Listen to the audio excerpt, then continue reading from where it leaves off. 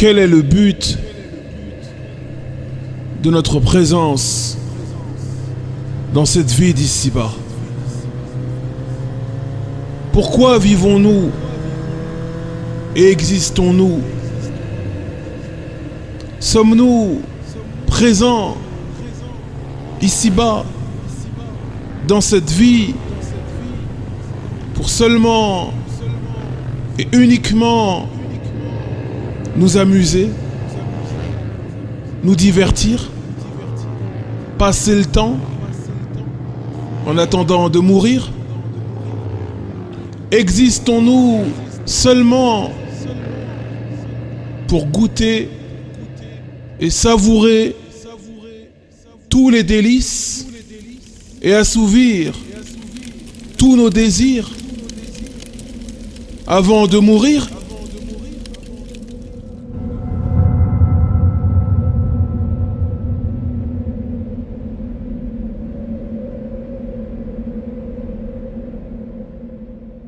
اعلموا أنما الحياة الدنيا لعب ولهو وزينة وتفاخر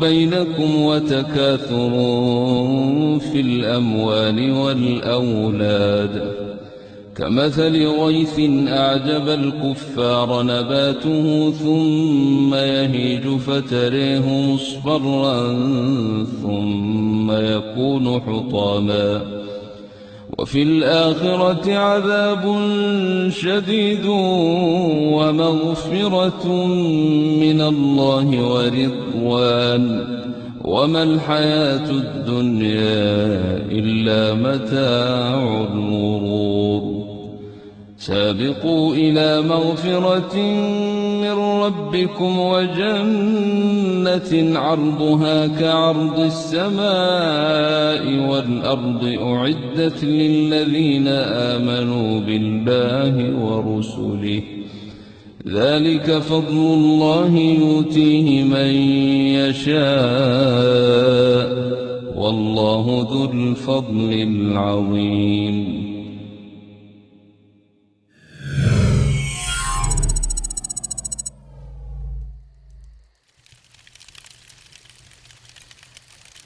روى ابن حبان وصححه الألباني عن عبيد بن عمير رحمه الله قال: أتيت عائشة رضي الله عنها فقلت: أخبرينا بأعجب شيء رأيتيه من رسول الله صلى الله عليه وسلم.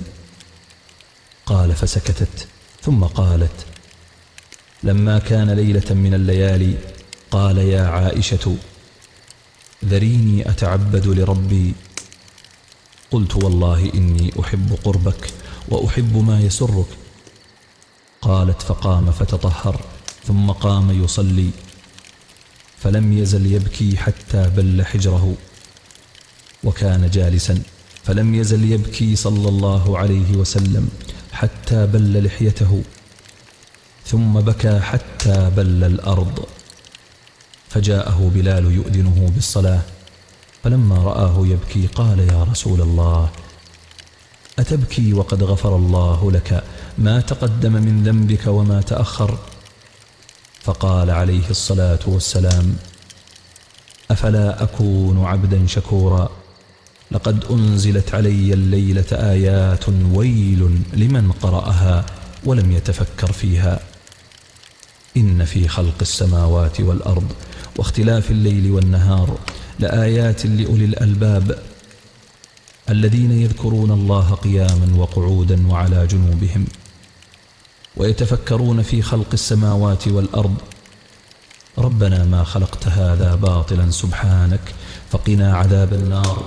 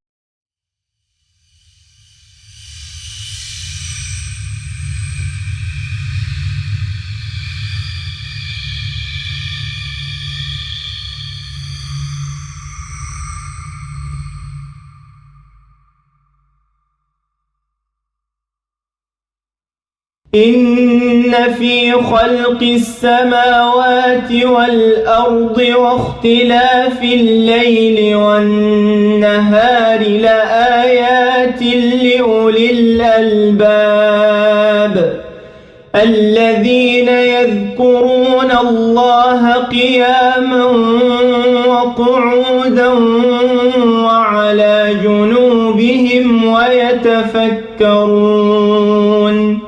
ويتفكرون في خلق السماوات والأرض ربنا ما خلقت هذا باطلا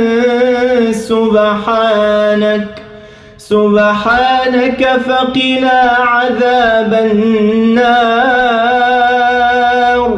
ربنا إنك من تدخل النار فقد أخزيته وما للظالمين من أنصار ربنا إننا سمعنا مناديا ينادي للإيمان أن آمنوا بربكم فآمنا ربنا فاغفر لنا ذنوبنا وكفر عنا سيئاتنا وتوفنا مع الأبرار ربنا وآتنا ما وعدتنا على رسلك ولا تخزنا يوم القيامة إنك لا تخلف الميعاد.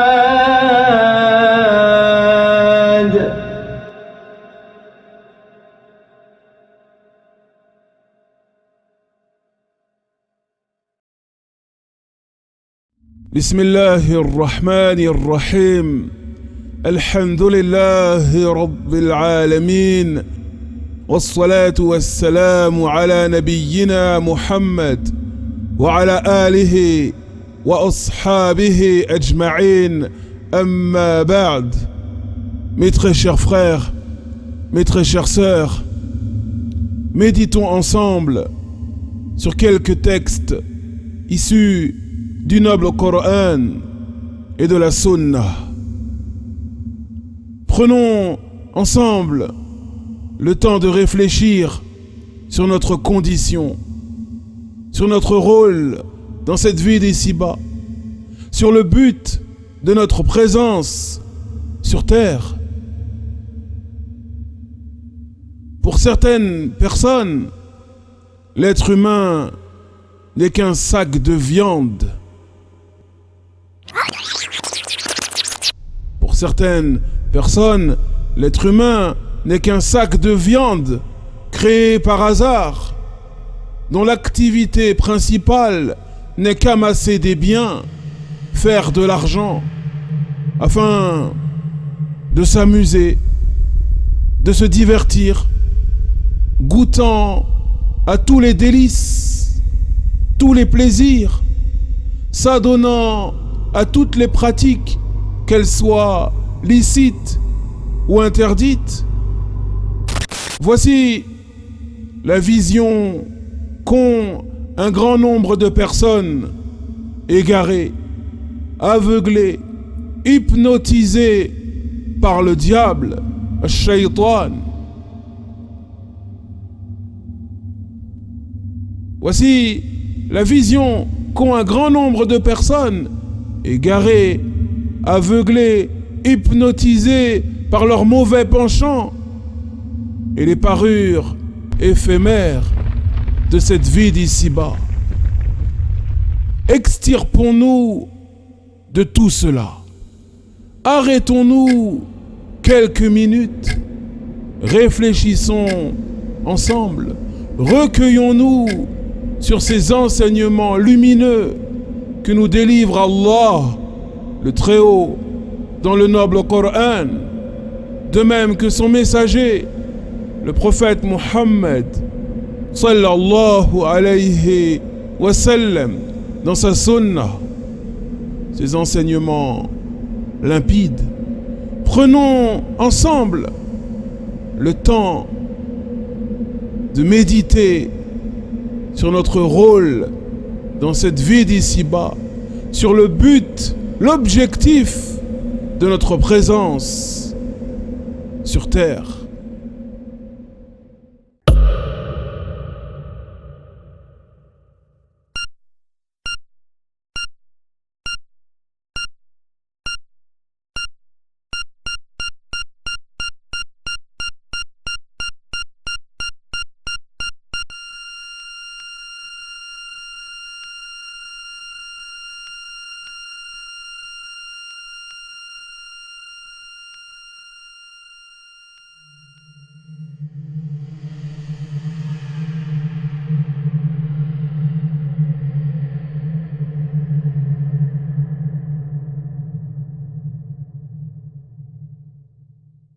Mes très chers frères, mes très chères sœurs, qu'Allah vous préserve. Ubayd ibn Umayr al-Laythi, rahimahullah, qu'Allah lui fasse miséricorde, ainsi qu'à nous-mêmes et vous-même, était originaire de la Mecque et faisait partie de la seconde génération de croyants, ceux qu'on appelle at-tabi'in, les élèves et les successeurs des compagnons du prophète Mohammed sallallahu alayhi wa sallam. Son surnom était Abu Asim. Il n'a pas connu ni rencontré le messager d'Allah sallallahu alayhi wa sallam, mais en revanche, il a appris l'islam et a reçu ses enseignements directement de la bouche des proches disciples et compagnons du messager d'Allah sallallahu alayhi wa sallam. Et parmi eux, on peut citer Omar ibn al-Khattab, Ali ibn Abi Talib, Aisha bint Abi Bakr, Abdullah ibn Abbas, Abdullah ibn Omar, Abu Huraira, Salama, ainsi que d'autres, radiyallahu anhum ajma'in. Ubayd ibn Umayr, rahimahullah, était une montagne de science, un grand transmetteur de hadith, un fin connaisseur des sens du noble Coran, et il était connu également pour la qualité de ses rappels et la profondeur, l'intensité de ses exhortations. Il est mort autour de l'an 73 de l'Hégire, c'est-à-dire près de 60 ans, 63 ans après la hijra du prophète Mohammed sallallahu alayhi wa sallam à Médine.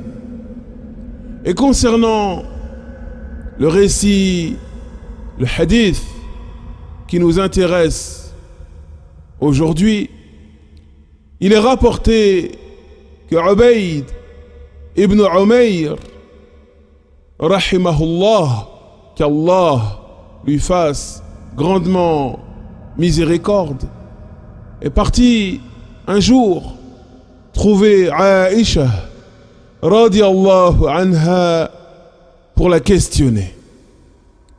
Et il lui a dit: informe-nous de ce que tu as vu de plus merveilleux, de plus surprenant chez le messager d'Allah sallallahu alayhi wa sallam.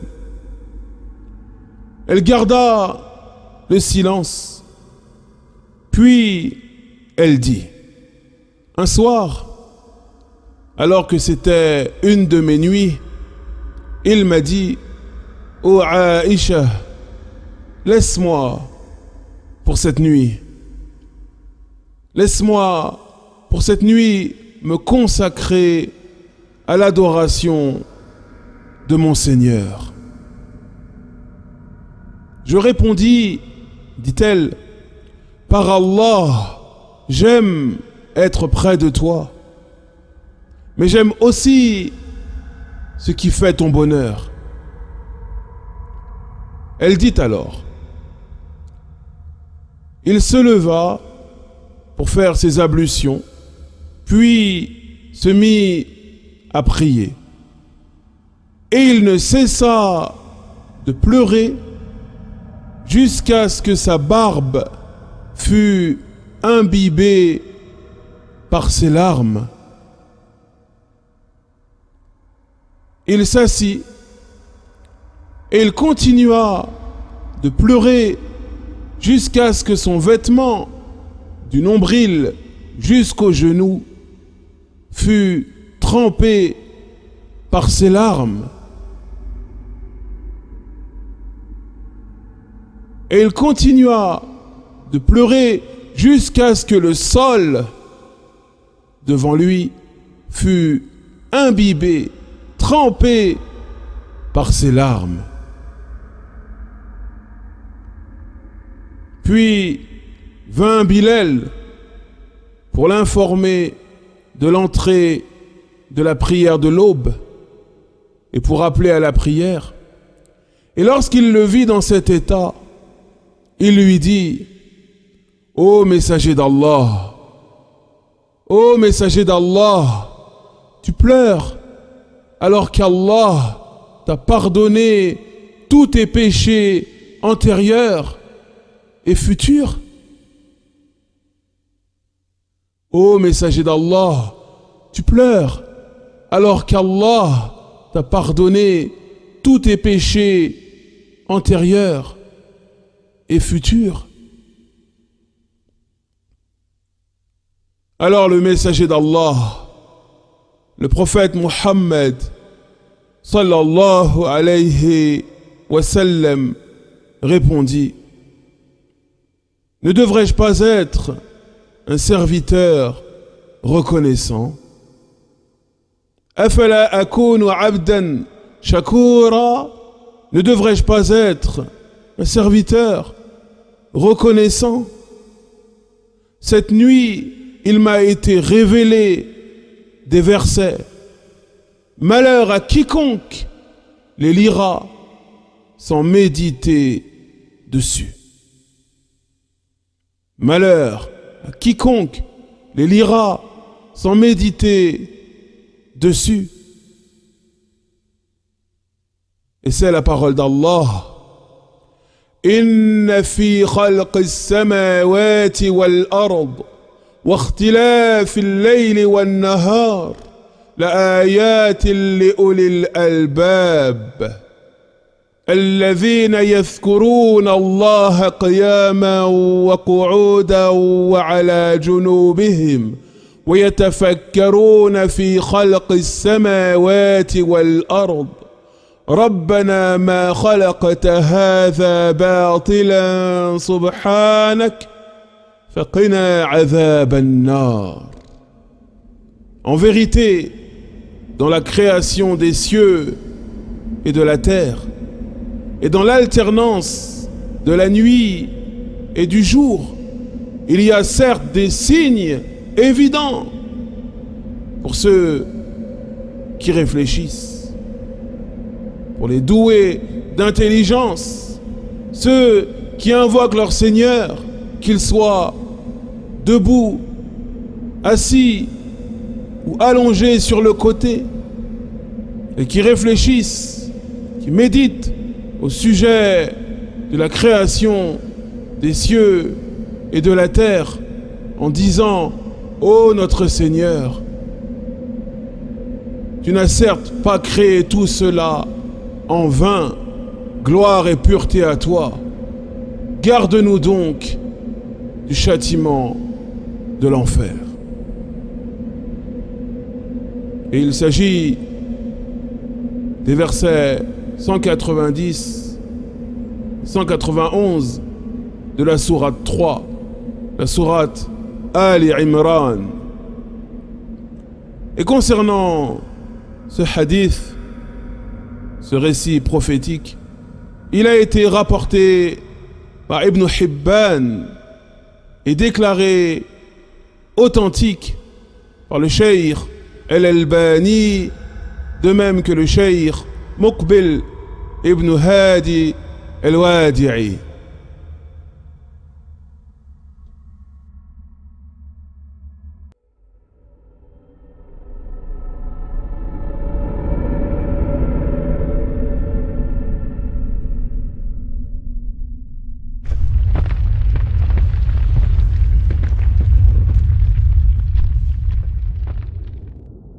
Serviteurs d'Allah, mes très chers frères, mes très chères sœurs, ce récit prophétique, ce hadith est immense, grandiose et remarquable.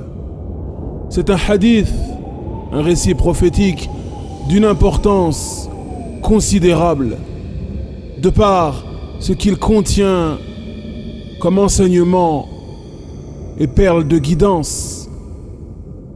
Ce hadith incite le croyant sincère et authentique à réfléchir, à méditer sur la toute-puissance d'Allah subhanahu wa ta'ala et également sur la grandeur de ces signes manifestes, ceux que l'on retrouve dans le noble Coran et ceux que l'on peut observer, saisir de par nos 5 sens.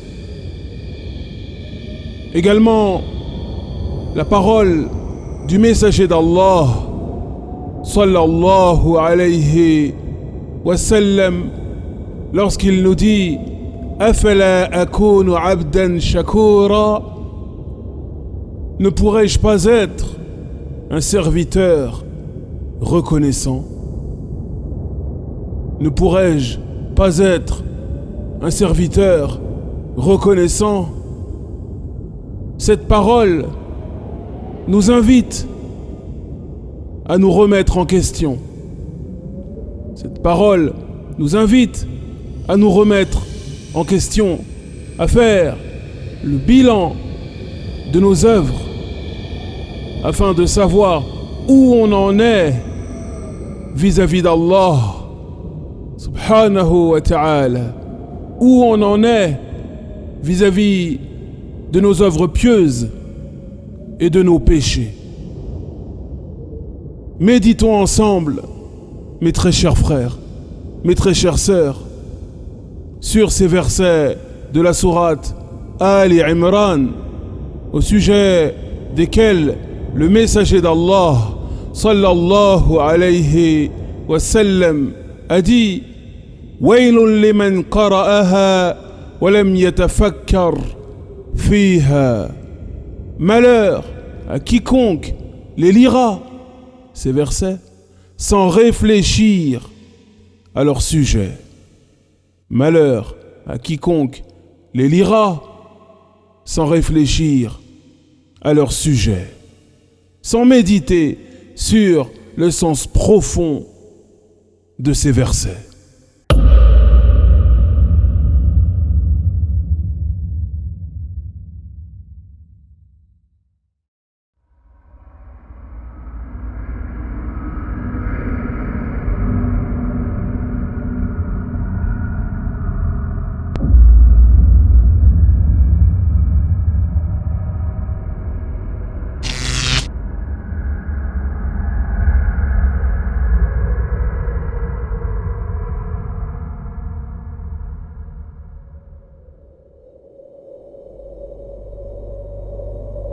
Ainsi, mes très chers frères, mes très chères sœurs, Allah nous dit Inna fi khalqi as-samawati wal-ard wa ikhtilafi al-layli wan-nahar la ayatin li ulil albab.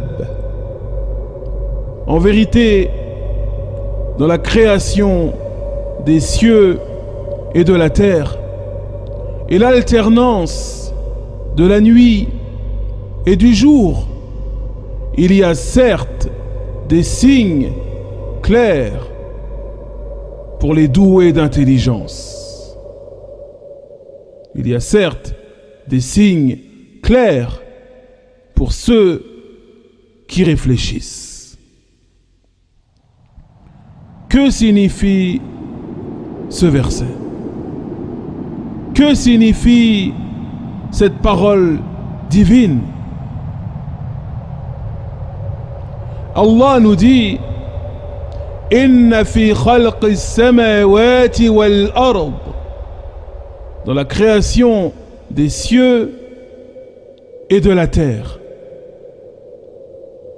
C'est-à-dire, mes très chers frères, mes très chères sœurs, dans la création des cieux et de la terre, dans la création de cet univers et de tout ce qu'il contient comme planète, comme galaxie, comme astéroïde, comme comète, la Terre, la Lune, Mars, Saturne, etc. Dans la création des cieux et de la terre et de tout ce que contient la terre, comme végétation, comme forêt et prairies, comme vallées, les montagnes, les mers, les océans, tous les animaux, tous les êtres vivants qui se trouvent sur terre, les mammifères, les reptiles, les oiseaux, les poissons, la vie sous-marine, et également dans la constitution de chaque créature, de chaque être vivant, son système sanguin, son système nerveux, son système reproductif, son système digestif, ses yeux, ses oreilles, de même tes sentiments, tes réflexes, etc., etc. Il y a dans tout cela des signes clairs pour ceux qui réfléchissent. Il y a dans tout cela des signes clairs pour ceux qui réfléchissent. Puis Allah nous dit: وَاخْتِلَافِ اللَّيْلِ وَالنَّهَارِ. Et dans l'alternance de la nuit et du jour. En d'autres termes, dans la succession de la nuit et du jour, dans la rotation du soleil, les phases de la lune également, ces saisons qui passent, printemps, été, automne, hiver, ces jours, ces mois, ces années qui défilent de plus en plus vite par ailleurs. Il y a dans tout cela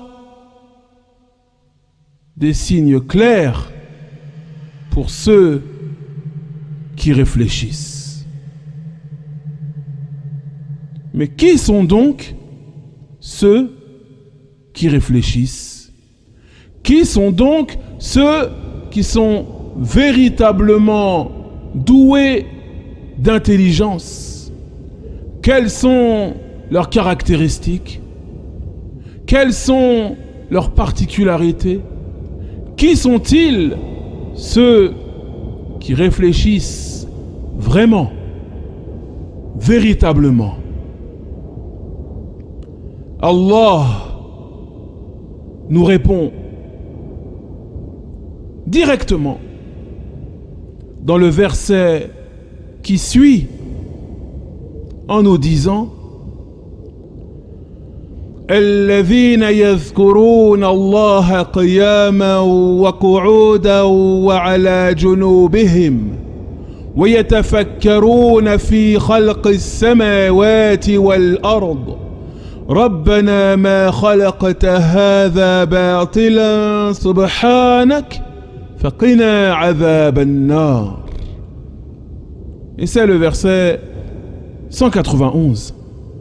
Il nous dit, dans le sens rapproché de sa parole divine, ceux qui invoquent leur Seigneur en position debout, assise ou couchée sur le côté, et qui réfléchissent au sujet de la création des cieux et de la terre en disant: Ô notre Seigneur, tu n'as certes pas créé tout cela en vain, par futilité.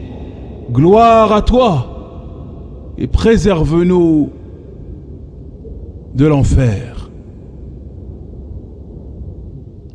Allah, ici, mes très chers frères, mes très chères sœurs, nous donne une description de ceux qui réfléchissent. Il nous donne une description de ceux qui sont doués d'intelligence. Et ce sont ceux qui adorent Allah seul, sans rien lui associer. Ceux qui se rappellent d'Allah en toute situation, qu'ils soient debout, assis ou couchés, qu'ils soient à leur travail, auprès de leur famille, qu'ils soient dans un bienfait ou dans une épreuve, etc., etc. Les doués d'intelligence, ceux qui réfléchissent véritablement, ce sont ceux qui adorent Allah en toute sincérité, en toute exclusivité, et qui se rappellent d'Allah en chaque instant, en tout lieu et tout moment. Ceux qui se rappellent d'Allah, qui font du dhikr par leur cœur et par leur langue.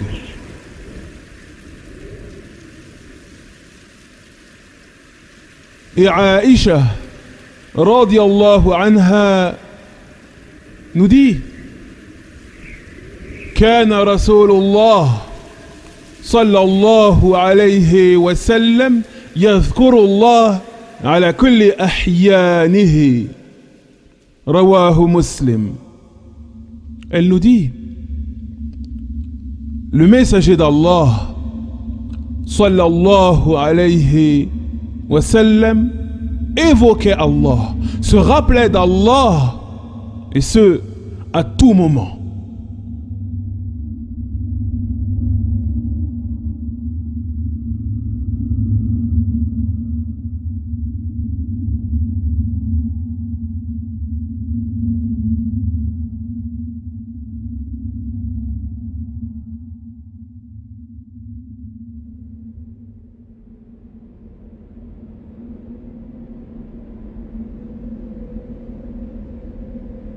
Celui qui a créé ces cieux, cette terre, ces créatures, ces êtres humains, ces animaux, ces plantes, tous ces systèmes naturels qui fonctionnent les uns avec les autres, tout cet ordre, l'ordre des choses, dont chaque élément s'imbrique dans l'autre avec précision.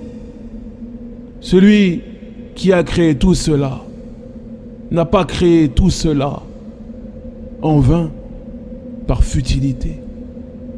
Ton existence, mon frère, ton existence, ma sœur, comme tu le sais déjà, n'est pas le fruit du hasard, comme le disent certains biologistes hypnotisés et égarés par cette vie d'ici-bas et par le diable. Non, ceux qui réfléchissent, ce sont ceux qui méditent au sujet de la grandeur d'Allah subhanahu wa ta'ala et qui disent par leur langue et par leur cœur: Ya Allah, ô notre Seigneur, tu es le sage par excellence, le parfait, le tout-puissant, et tu n'as certes pas créé tout cela en vain. Car ceci s'oppose à la sagesse divine. Ceci s'oppose à la perfection divine de créer tout cet univers, toutes ces créatures, pour rien, en vain, par futilité, sans but. Non, ceci s'oppose à la sagesse parfaite du Seigneur des cieux et de la terre. Et ceux qui réfléchissent, les doués d'intelligence, sont ceux qui se tournent vers leur Seigneur et l'invoquent en toute sincérité et en toute humilité et rabaissement, en lui disant: Faqina azab an-nar, préserve-nous du châtiment de l'enfer.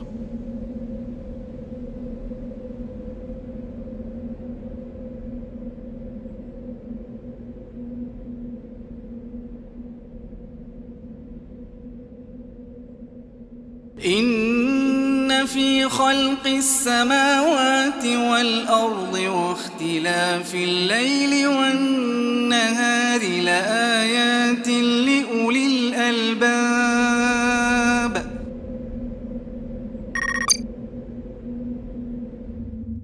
Ceux qui réfléchissent véritablement et authentiquement sont ceux qui, après avoir médité, réfléchi sur ce monde, sur cet univers, sur cette création, sur les preuves irréfutables que l'on retrouve dans le noble Coran et dans la Sunna, arrivent à cette conclusion inéluctable qui est qu'Allah n'a pas créé tout cela en vain, par jeu ou futilité. Subhanahu wa ta'ala. Non, il y a un but derrière tout cela. Il y a un objectif derrière tout cela. Il y a une sagesse divine derrière tout cela, qui est qu'on connaisse Allah par ses noms et ses attributs, qu'on prenne conscience de sa toute-puissance, de sa grandeur, de sa perfection, et qu'on l'adore seul, sans rien lui associer. Ceux qui réfléchissent sont ceux qui ont compris que cette ville ici-bas est comme un test, un examen. Ceux qui réfléchissent sont ceux qui craignent leur Seigneur véritablement, en l'adorant seul, sans rien lui associer. Et c'est ce à quoi doit te mener cette réflexion, cette méditation au sujet des cieux et de la terre et au sujet de ta propre condition. Tu es un serviteur, mon frère. Tu es une servante, ma sœur. Nous nous devons d'être soumis à la volonté du Tout-Puissant, subhanahu wa ta'ala. فنسأل الله تبارك وتعالى أن يجعلنا من الذين يتدبرون القرآن ويتفكرون في خلق السماوات والأرض. Et on demande à Allah de nous inscrire parmi ceux qui méditent au sujet des textes du noble Coran et qui réfléchissent au sujet de cette création et qui mettent en pratique ce à quoi tout ceci nous appelle. Wa sallallahu ala nabiyyina Muhammad wa ala alihi wa ashabihi ajma'in.